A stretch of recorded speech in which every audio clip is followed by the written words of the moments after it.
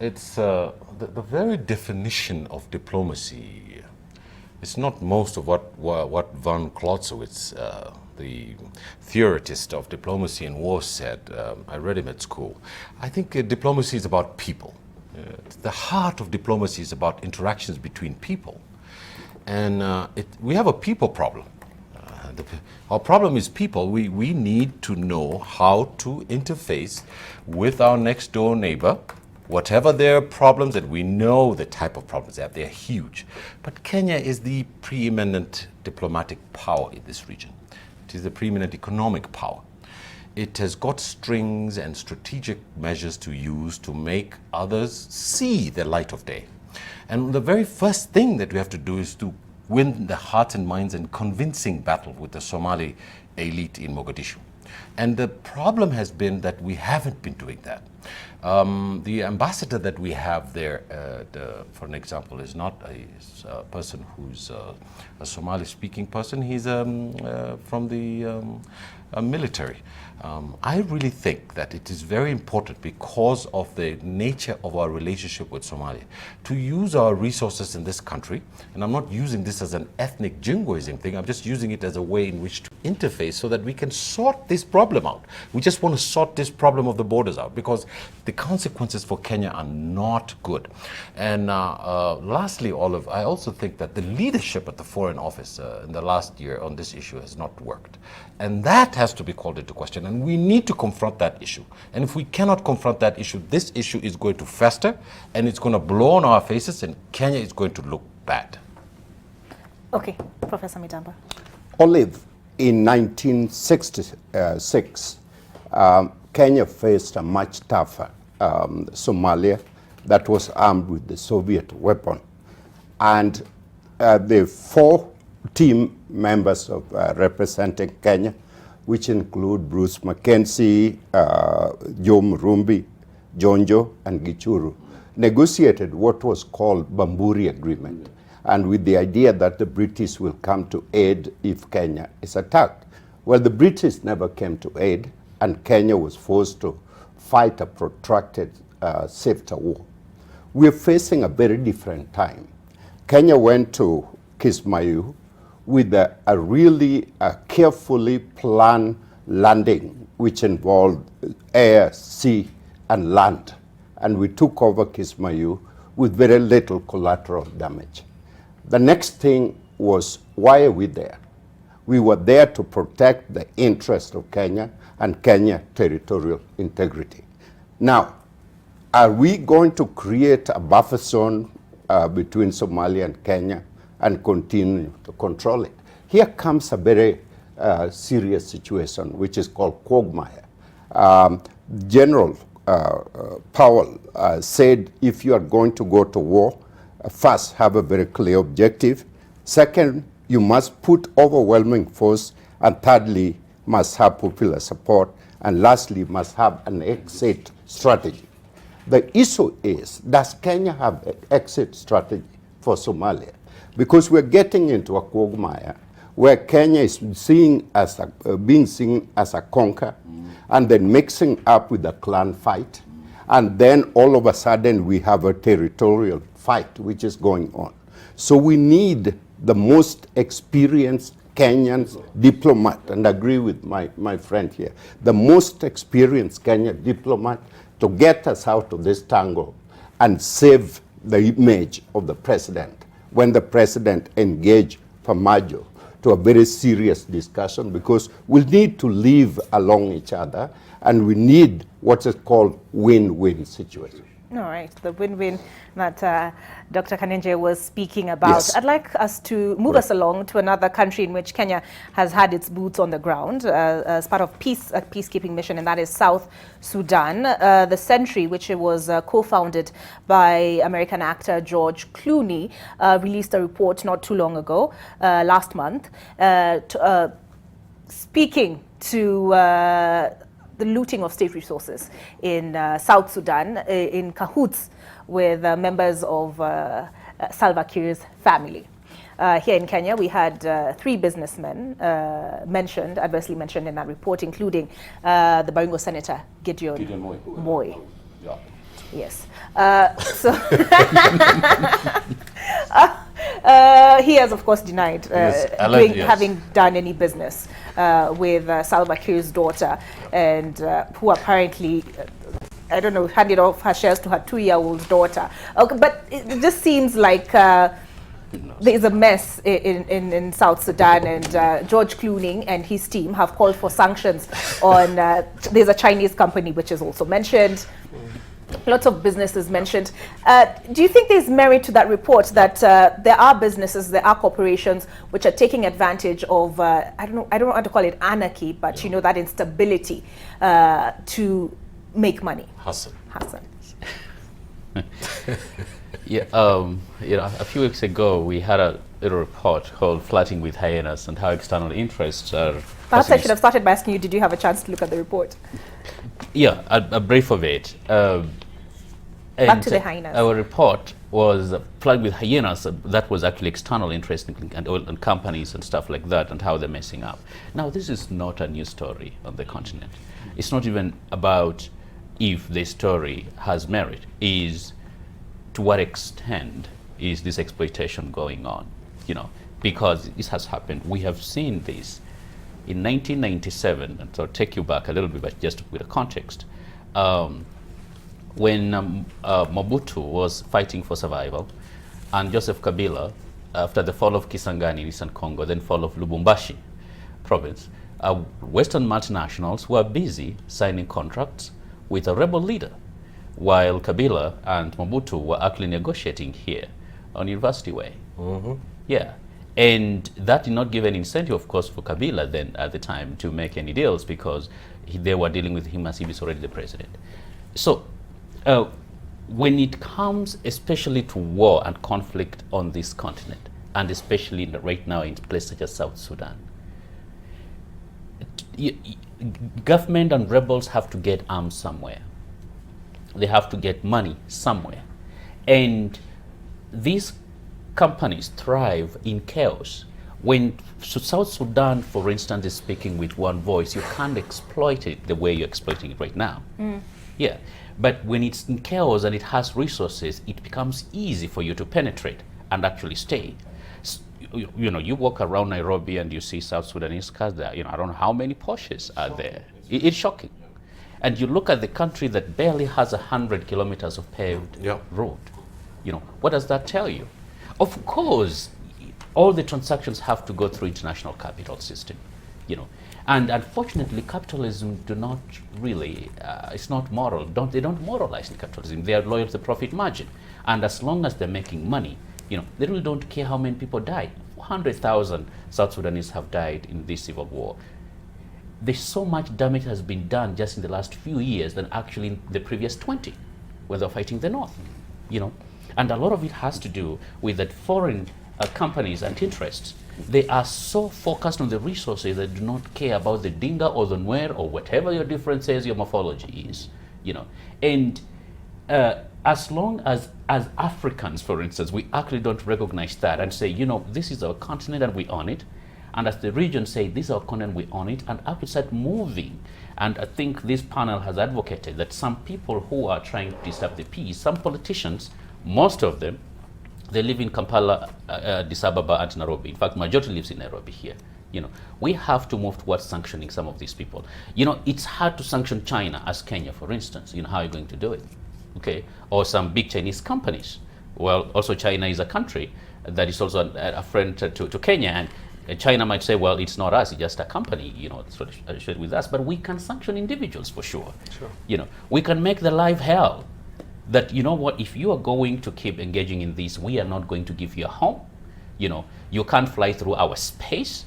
And when we make that difficult for landlocked countries such as South Sudan, trust me, we're going to bring enough pressure to bear for these parties to behave. Because even right now, while there's some optimism, which is cautious optimism, that something is going to take off from this peace deal, there's still so many issues that are yet to be worked out. And frankly, without this type of concerted, organized pressure, this peace deal will also collapse at some point.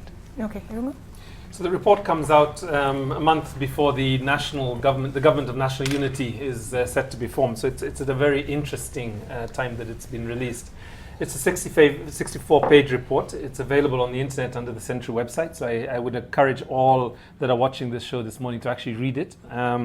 And it doesn't pull any punches. It essentially goes back to the violence and militarization that we've seen in South Sudan over the last 6 years, the hundreds of thousands of people who've lost their lives, the millions who have been displaced. And it makes the obvious point, backed by evidence, that this has not happened by South Sudanese alone. That there are profiteers, there are business people, there are companies, and even governments that have actually funded this mayhem and destruction that we've seen in the South Sudanese Republic. There are 5 recommendations that are relevant to Kenya. The first recommendation is that the government seize all assets of all the people that have been listed under the UN list of South Sudanese profiteers. That list is available. It's in the public domain. The first ask, I think, is for the government to seize their assets. The second one is that the Ethics and Anti-Corruption Commission should immediately begin investigations on all of these people who are named in the report. And the fourth and the fifth, essentially, is that the central bank and the Kenya Bankers Association should take action, not just on the on the bank accounts, but also the transactions that have been happening in between. And that's where I think we will get some truth to the fact of whether the 2-year-old actually was transacting business or not. And if it wasn't the 2-year-old, perhaps we should look at who was doing that. So actually the report is extremely well written, and it is extremely well tasked in terms of, or it tasks very well key government institutions. And the question that we have to ask as Kenyans is whether or not we will continue to be complicit in the violence that we've seen in South Sudan, or whether we will see some of these government agencies take action on these issues. But let me just end with one last comment. The whistle was blown first by a Kenyan organization, which is an important thing to note. So I think we need to also at this moment acknowledge the work of African Uncensored, the colleagues of John Allen Namo and others who do wonderful work to keep the truth in the light and to keep the public interest firmly in their work. So Hongera, African Uncensored. All right. Dr. Mustafa, Dr. Kanenje earlier had made reference to the poor media coverage of the president's speech at the UN General Assembly. Do you think we've given this report enough attention, this Century report, and are you optimistic that this will move Kenya, the central bank, the Kenya Bankers Association, in any way, or the EACC for that matter? Yeah, thanks, Olive. I am not surprised, as Dr. Kanenje said earlier, that this kind of stuff is going on in South Sudan. I think we should expect that this kind of stuff, just denuding the country of its resources is something that would happen. There are many countries that are vultures. I know of 2 in the Middle East, 1 in Asia, a few in the West, and 1 in the Americas, that would always go into these places, and the only thing they are looking for, Olive, is money. That's all. The Horn Institute did work on a report. It's called Flirting with Hyenas, and indeed that particular report by the Century, which I have not read myself, I've just heard what the conclusion, or rather the summary that Irungu has given, just confirms what the Flirting with Hyena research study actually concluded, that there are many of these actors, state and non-state actors alike, that are actually that continue to pillage, plunder, and rape some of these countries. And when a country is in a state as South Sudan or Democratic Republic of Congo, it makes it easier for them to actually pillage the resources of these countries. Now, the 2-year-old, that child, I think, needs protection. And I think the Children's Protection Unit should kick in and institute proceedings on whoever put that child to be transacting shares, and actually take legal action. I don't know who that person is, but it's a very serious issue. What is shocking here is the names that I'm now hearing that actually are mentioned in that particular report. This is an indictment of this country. We know, and it's very visible in the streets of Nairobi, the kind of lifestyle some of our South Sudanese brothers are living.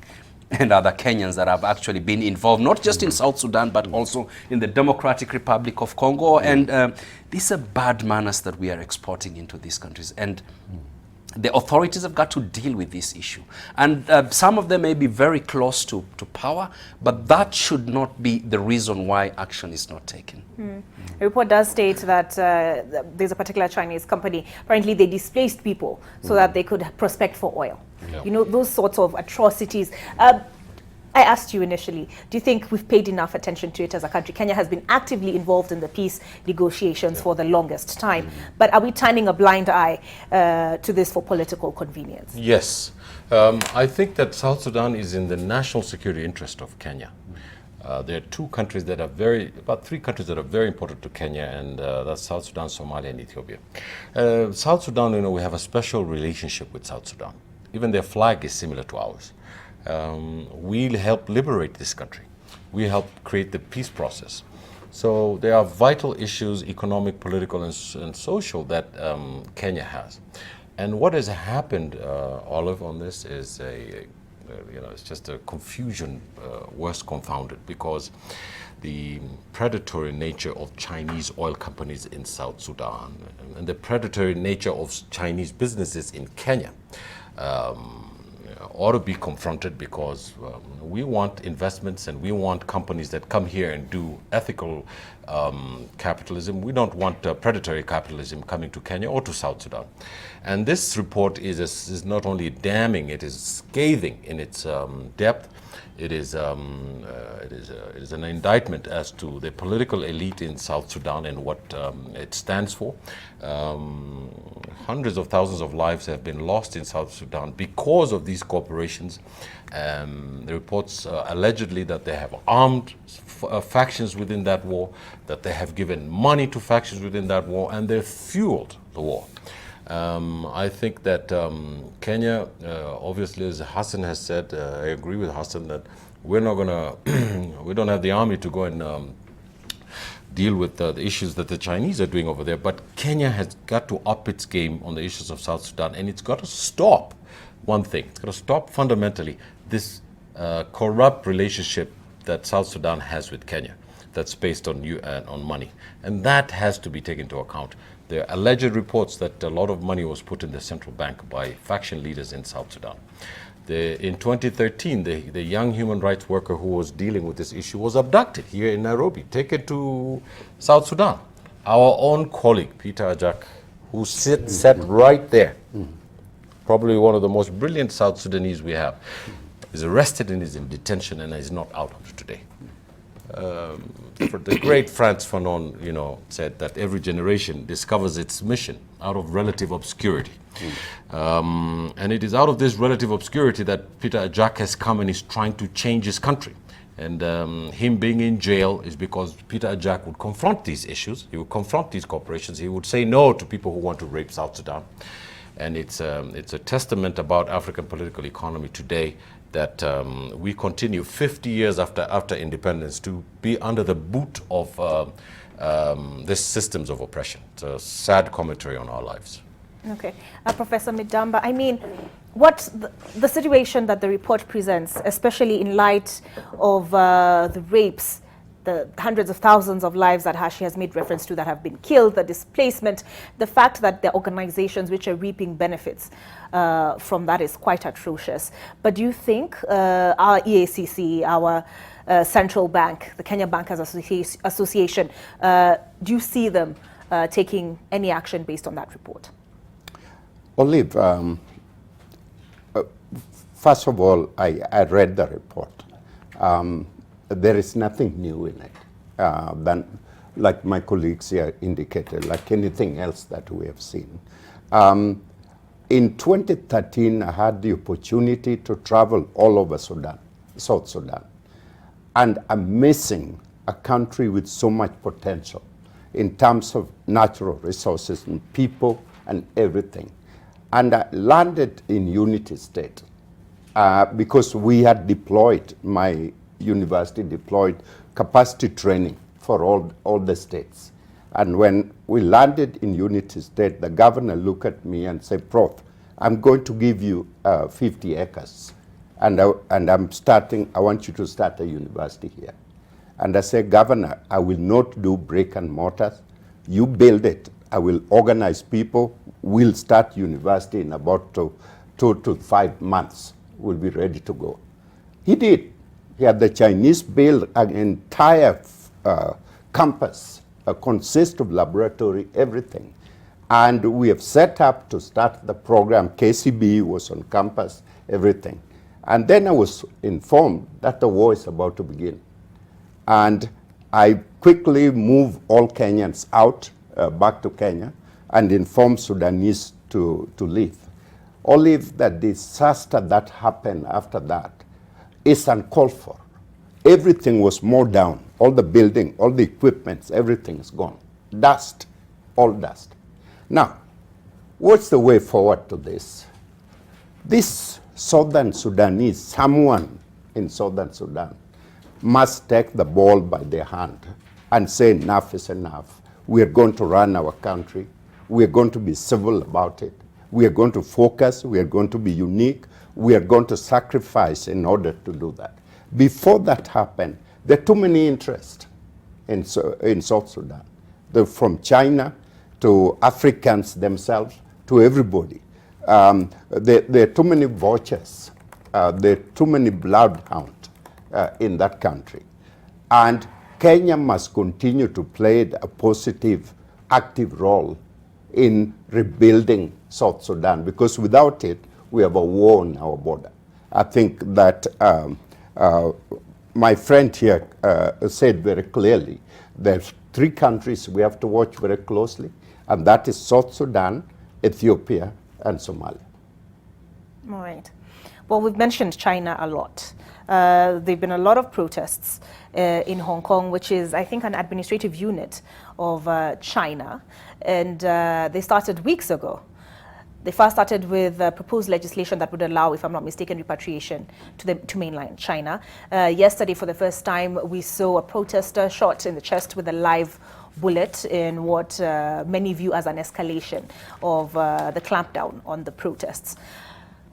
And it was on the, coincidentally, okay, purposefully, it was on the 70th anniversary of the Communist Party in China. Iring, we'll start with you on this one. Many of us, and I think we've talked about this on the show a couple of times, many of us have watched the escalation of the violence in Hong Kong with some alarm, you know. Millions have marched, and it seems bizarre that actually they would be marching against a law. I mean, this is the level of anxiety that this particular bill has generated. And it's called the Anti-Extradition Bill. So yes, extradition. Yeah. Thank you. And what it does is it provides for the very first time in the history of Hong Kong the provisions that would allow for citizens of Hong Kong to be extradited back to China, I think on like 36 grounds or so on.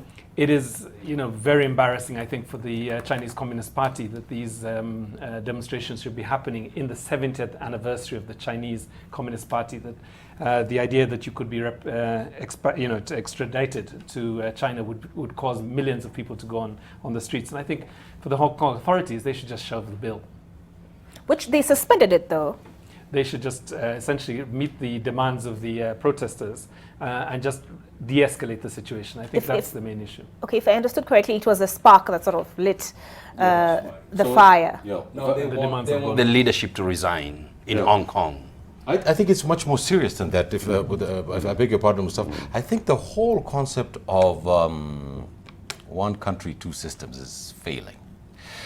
The culture of Hong Kong and the history of Hong Kong probably is now emerging to challenge that system. And you know what the Chinese did in Tiananmen Square.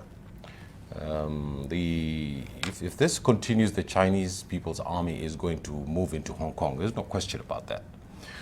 So probably the strategy about how they're going to change this thing is it's a very difficult situation that the administration in Hong Kong is in, because the population of young people who have grown up in Hong Kong and their educational processes and their mental way, the way they think, is an antithesis to how the mainland people are thinking.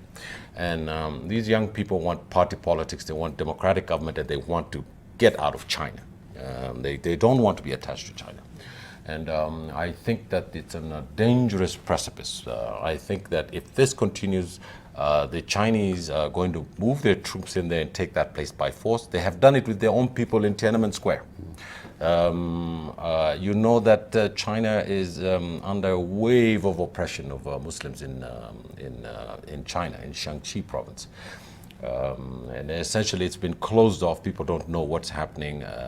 It is a thing that the Chinese government that needs to deal with, and the leader of the Chinese government needs to understand that, and that there is a system in China that, with all due respect, is their system, and nobody. I'm one of those people who don't believe in telling people what kind of system they should have. But I'm a kind of person who also believes that when oppression happens, that it ought to be called out, and it is not acceptable for China to act as a superpower in this world, to act in this way, and it needs to show restraint in its actions. All right, China yesterday put on quite a show of might, military prowess, when they put on a parade. What do you think that was about, Professor Midamba? Is it tied to what has been happening in Hong Kong? Is it to warn Britain off? Do you see Britain intervening? It's much more complex than that, Olive.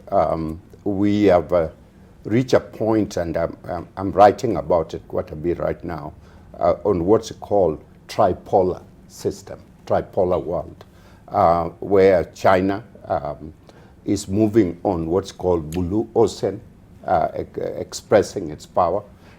You have US holding on to its power, and then you have Russia, which is reviving, coming out of the fallen Soviet Union and correcting all the failures.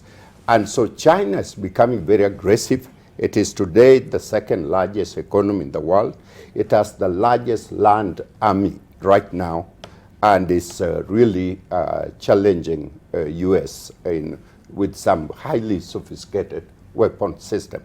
Chairman Mao Zedong, because I spent some time at the University of Pudong as a visiting scholar.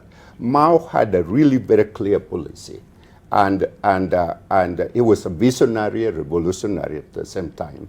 And his interest was to protect the territorial integrity of China, and to be sure that nobody else march on to China to defeat it in the future. First of all, begin by feeding everybody.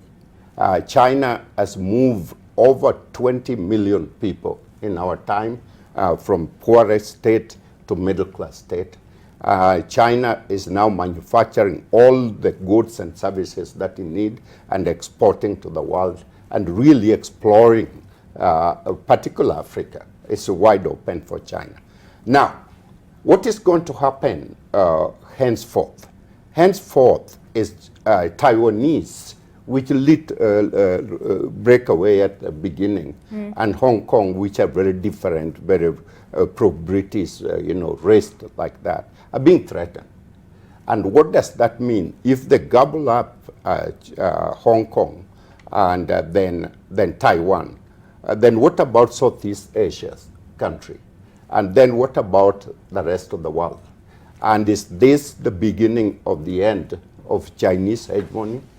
Or is this beginning of adventure of a possible China becoming more powerful than the United States? Those are the questions that really have to be carefully, craftily examined, because China can fall within. Within is that there is not much freedom. There's communists, there's totalitarian government that control the people and their movement. And all those people can rise up anytime and then destroy from within. Or there can be so much pressure coming from outside that it will bundle by itself. So there is so much at stake on what is going to happen to the future China. But who are they speaking to yesterday with that show of military might? Was it the US? Was it Donald Trump who says the US has the biggest and best military? Who are they speaking to? What message were they sending? Russia used to roll all its tank on the Leningrad Square, to show that we have. That's what the Soviet Union did. But when it comes to the Cuban Missile Crisis, Soviet Union was no match to the U.S. because US was quiet. And they never follow the Chinese former general that say, if you're powerful, speak quiet. And if you're weak, speak loud. They never follow that. And therefore, China can make a reckless, very big mistake. No question, they're creating artificial moon that in the future we want to need street light, but we'll be buying light from Chinese. They're doing all kinds of things to transform the world and our life and everything. But in it, there is a really ambitious military agenda that can be self-destructive. All right, Dr. Kanenja. Yeah, China is always a very interesting topic to me, and I think to a lot of people in the world. Now, I'll start with Hong Kong. I think, using the words of Michuki, but not exactly the same words, you need to know what part of the rattlesnake you're going to rattle. So you need to choose which part, because when you rattle a snake, it may bite you.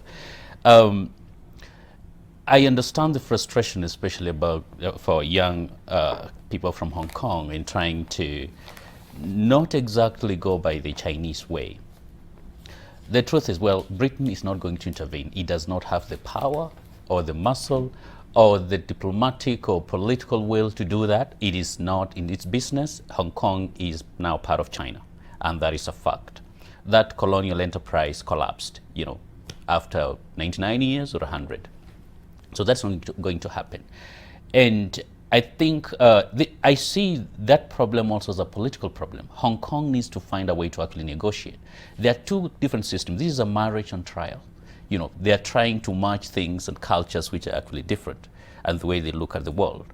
But if this persists, Beijing may actually move in by force, and there is nothing that anyone will do. And that is something that Hong Kong needs to know.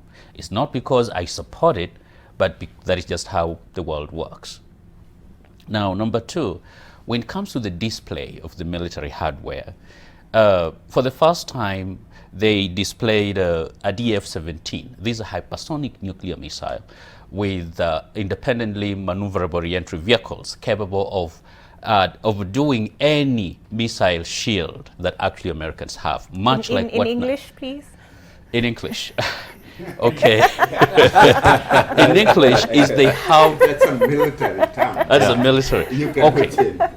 So in plain English, it's a missile that has several warheads that can maneuver independently when it comes to how they go into different areas. So you can have one missile, but then has re-entry vehicles, which means warheads that can hit several cities at the same time. And it only takes them about 30 minutes from Beijing to Washington, D.C.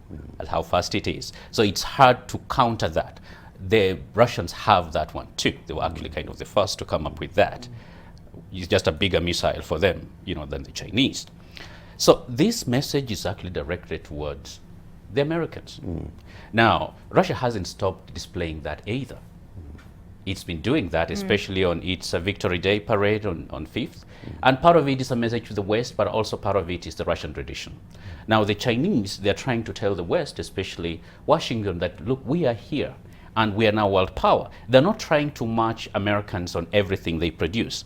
They're simply trying to match it asymmetrically. So for instance, you're going to have a lot more satellites. Well, I'm going to invent something to shoot down satellites, just like the Russians, which means I will not need as many warships, for instance, or as many fighter jets or F-35s, because I can kill your satellites and then you won't be able to navigate anyway. So this is a message directed to the big power, and China is trying to announce to the rest of the world that we have arrived and we're here to stay, and people need to pay attention. Now, for us, we need to pay attention with regard to what China is actually trying to do, because that means they are going to impose their will and project their power beyond their shores, and we're already seeing it. So what do we do in this case? We have to be able to learn to play cards well, so we can at least be able to profit from all the camps instead of trying to antagonize one at the expense of the other. I think that's going to be the only safe way to actually deal with these big powers, because outside that we're going to find ourselves in a Cold War situation that's not going to be helpful with us. Okay, all right. I'd like to move us along to the US briefly. When I was in New York, I don't know, Dr. Mustafa, whether you had occasion to watch the news in the news media, the fake news, to quote Trump. But there was a lot of ado about Trump asking for Ukraine to investigate Joe Biden's son and whether Joe Biden interfered with investigations into the farm that his son was working for. I mean, is it, anyone asked, does it surprise you? But is it unprecedented? A president, and is there, did he abuse his powers? I'll start with you, Dr. Mustafa. Of course, now nothing is unprecedented with Trump, and we should expect anything from Trump. He didn't just start abusing his power last week. Before that, but this news came up last week with the way he is going about asking the Ukrainian head of state, and it just emerged that he also did the same with the Australian head of state to actually help him to win the presidency again. It's very clear that this is a precedent that his presidency can be described as epileptic at this point in time. And there are so many issues that are going on in the United States, and the kind of conflicts that he has caused within the political class in the United States of America, within the Republicans themselves. And by the way, the Republicans do not support Trump. They simply want to save the party, and they think that they have a rogue president. Forget about the Democrats. They've known that all along. And Trump has been acting very unpresidential, the kind of stuff that he has been doing, including very basic stuff like,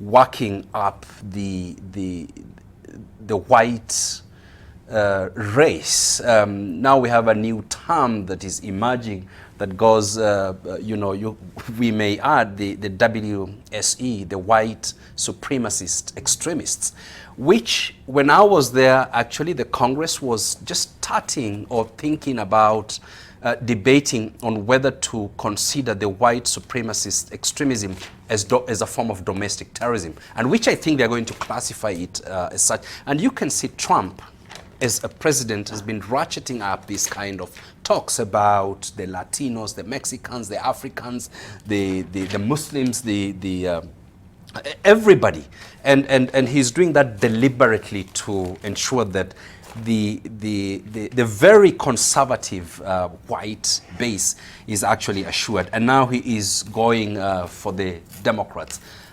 basically asking other countries to actually help him in his presidential bid, and that is an impeachable crime in the United States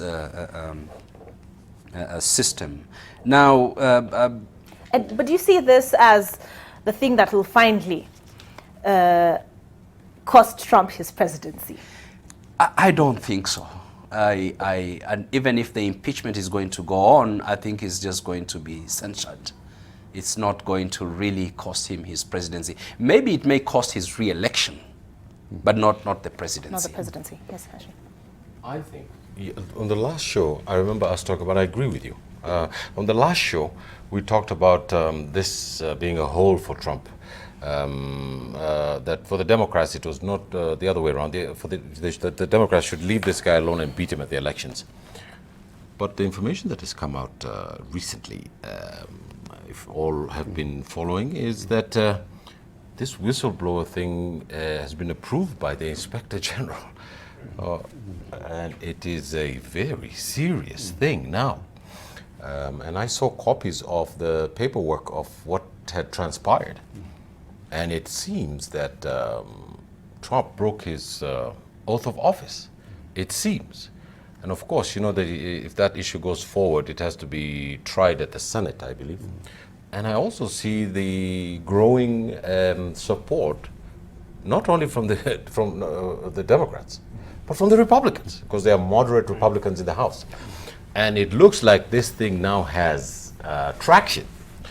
And if that happens, it is going to be a political nightmare for Trump. And I saw, you know, the evangelical movement is solidly in Trump's camp, and they use the Christian. They're very cognizant of the right-wing Christian fundamentalist groups, very much with Trump. And a pastor tweeted the other day that if they impeach Trump, that there would be a new civil war in the United States. I don't think that's going to happen. But at the end of the day... And it should be noted that Trump retweeted it. Yes, and Trump retweeted it. So I think we're heading into... Maybe Shakespeare's quip here is, you know, the end of the end of this summer is ending, and it's not going to be good for Trump. It's going to be really bad. Yeah. Okay, Irungu, is it, you know, him asking, you know, I think him using U.S. military assistance to Ukraine to get, you know, to get dirt, so to speak, on Biden, who he'll, okay. Most likely, according to the polls, either him or Warren is likely to stand against for re-election. That didn't really surprise many people. Now, for some, the bigger issue is the cover-up. The fact that those around him tried to hide the fact that he did so. And there's the fact that the Justice Department sought to sit on the whistleblowers. The Inspector General, like you said, had recommended that it go before the parliament, the legislative arm, but apparently the Department of Justice sought to sit on it longer than they should have. What is bigger for you? Is it the cover-up? Do you think that will be his undoing? I think the initial incident and the cover-up that has been attempted are really the same expressions or the consequences of the same problem, which is, you know, if it is proven to be true, is really a breakdown in, you know, in integrity. It's a breakdown in leadership and ethics, and it is quite clearly, if again it is proven by the Senate, it will be an abuse of office, and that's the only thing I think we need to concentrate on. Yeah. It's not about the elections. It's not about you know, who will come next. We can speculate about that, but really we have to stand very clearly on the issue of, has he broken the law? I think in the last since the last time we sat and discussed this, there are a number of things that have happened. I think the first thing that we should really be interested in is the call by the House Intelligence Committee for State Department officials to come before them and give depositions. This is going to be critical. They will either have to lie or tell the truth, and we will hear essentially what has happened. The second one really is the Secretary of State, Pompeo, trying to shield the State Department officials from appearing before the court. And again, that's, I guess, your point about cover-up. But the third and I think most significant one is really the position of a number of Republican senators, specifically Chuck Grassley, who has spoken very clearly and said that the whistleblower must be protected, and therefore this process has to go to its logical conclusion. These are developments in what I think is a fascinating yet very sad unfolding story at the height of American politics. All right, Dr. Kanenje?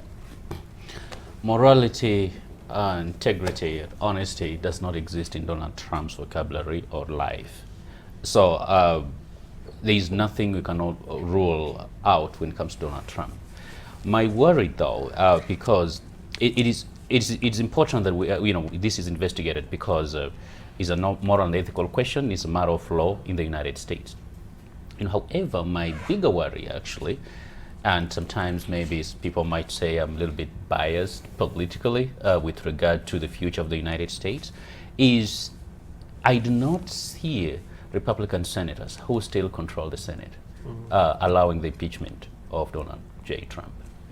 And what that may do is it might fire up the conservative base, who are fully and wholly on Donald Trump's Kool-Aid.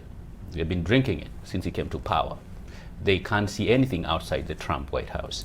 And if this backfires, it's actually going to do a lot more damage also. So Democrats have to be careful in how they pursue this, not in a way that is going to give them fodder to work against them, because if Donald Trump comes back the second term, he has no incentive for re-election. You can imagine if this is what he's doing the first term, what will he do when he's no longer worried about But he has hinted anything? about staying in office forever. Of course, because Well, because the North Korean leader is his role model, and he has said, remember there was a time he made a comment that in North Korea, people stand up and people, at attention when this guy walks around, and he would like that too in America. He wants those military parades too. It is crazy. However, we have to be very careful in the way we deal with Donald Trump. He is not a normal person. Sometimes we treat him as if he's a normal human being. No, he's not. Okay, he's one of the biggest narcissists ever, occupy the world, or at least the White House. And so, Democrats are well advised because and I agree. Irunga said some conservative or other Republicans are coming on board, but how many Republican senators are actually coming on board? Because that is the only thing that can make a difference in impeachment. Number two, there is a man called Pence.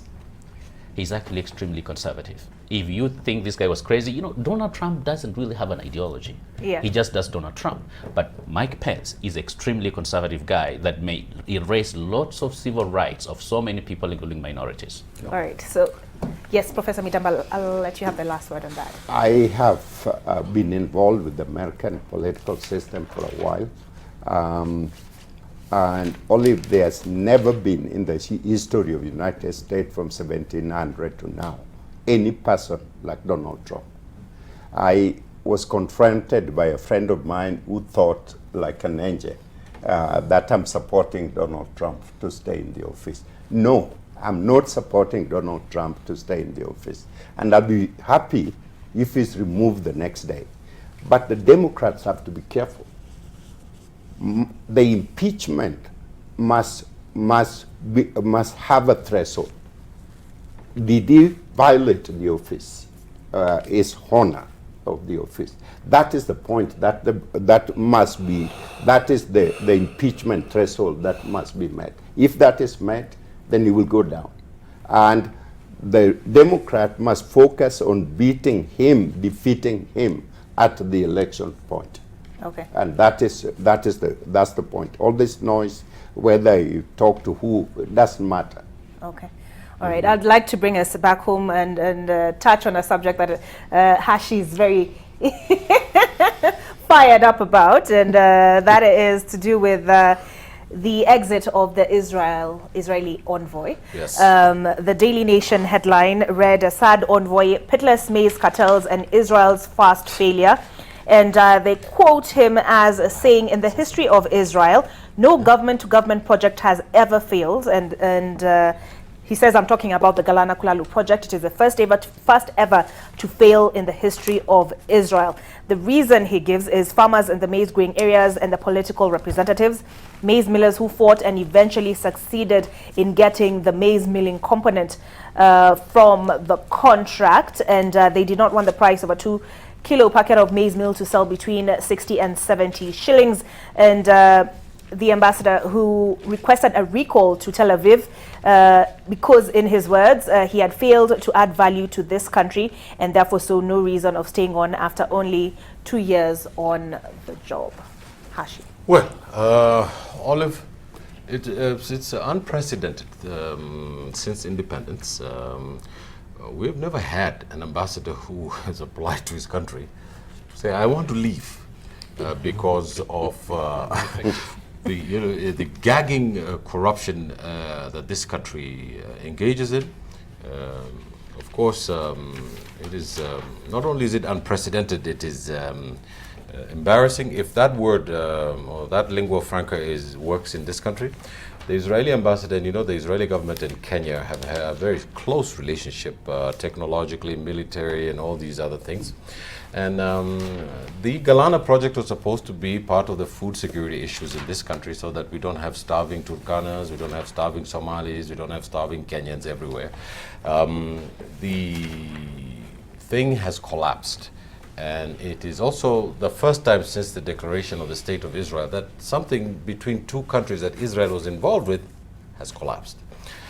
I also like to say that the Israeli ambassador has criticized our cabinet secretary and the PS and said that he's been going around, but this is the ambassador of the State of Israel, probably one of the most powerful people in this country, and that he's been going around for the last 2 years. He's been unable to secure an appointment with our Ministry of Foreign Affairs, and that he's leaving, and a reason that he's leaving is that he believes that Kenya is an amazing country. Kenya believes it's a paradise, he called it, but unless we stop this issues of corruption that we're going through, we're going to be in deep trouble. So Olive, it's another X on a Rolodex of X's that we have, and it is a crying shame that this has happened to Kenya.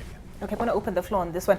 Is it really the politics that marqueed the Galana Kulala project, or is it, as the National Irrigation Board says, too costly?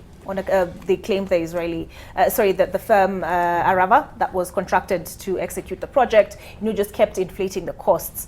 Dr. Kanenje, or anybody else who has an opinion on that? Yeah. Now, I don't have all the facts with regard to this project. However, just based, of course, on the media reports that have been coming out, when we look at the value of what that project was bringing, or potentially, and the money that is going in, it just did not seem to be proportionate. It wasn't making a lot of sense. And number two, I think foreign ambassadors also in this country should understand one thing, that Kenya is a sovereign country, and there is sometimes a tendency for especially certain foreign ambassadors who might be having interest in Kenya to literally patronize our government or sometimes ministry officials, and that is not something that is looked at very positively in any country. When you are being hosted by a country as an ambassador, sometimes you have to learn to be humble and diplomatic. But if you make an intrusion in a way that is unwelcome, chances are you're going to be avoided. Just my advice, because some of them might not know that, because they think perhaps their country is so deeply engaged in Kenya.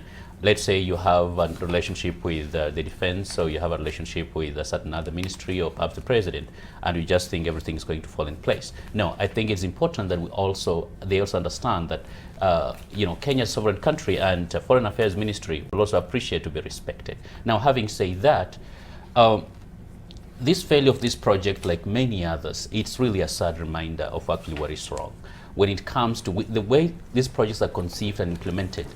You start with 4 billion, you end up with 20. We can't keep operating like that. If that is in fact the reason, then I think there was a legitimate concern to have reservations about completing that project. But if there were any other reason, let's say politically, internally, or because of corruption, then that's an extremely sad situation and should be corrected. All right. Yeah, Anybody else? I think the way the ambassador left was very undiplomatic, the things he said and leaving. I don't think that is really the diplomatic, that's the way diplomats should behave. And you don't just impose yourself and think yourself as being very special as to, lecture a country or to leave or request to leave because a project, just a mere project, has failed. Japan gives Kenya, I think, 500 times more than Israel, and I've not heard of the Japanese ambassador saying he's going to leave. In fact, I think he has complained of corruption, and quite a bit of that money has actually been misused, but he stays put and deals with the issue. But this is an issue of corruption and tribalism. You have all these tribal entrepreneurs who are given positions or dish out positions because they are in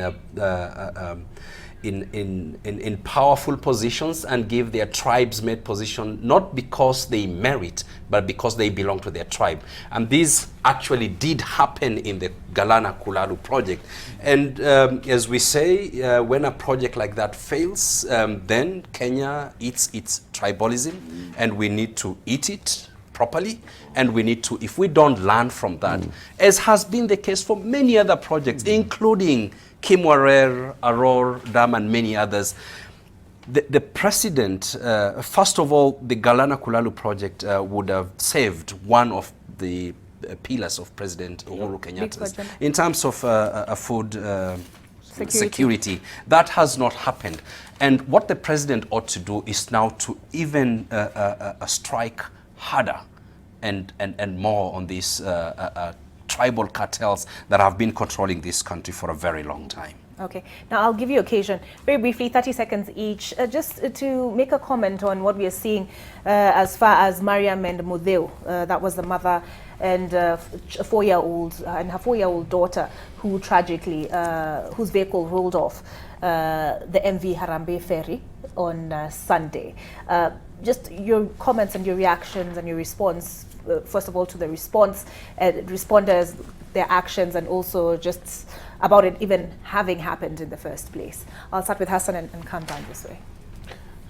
You know, accidents are only accidents when they're not avoidable. It's something you don't expect. It's something you can't plan for. That was not an accident. That was negligence. And I think action should be taken. I don't understand why there are no divers to try and help, you know, those that family. I don't understand why something was not done, you know, fast enough. You know, however, it speaks to the larger theme of lack of preparedness when it comes to certain disasters. You know, now I'm hoping this ferry business is actually going to be forgotten and we're going to actually just build a bridge. This makes a lot more sense for us in the long run than having some little boat, you know, ferrying people. We need to change the strategy and the paradigm. All right, Irungu?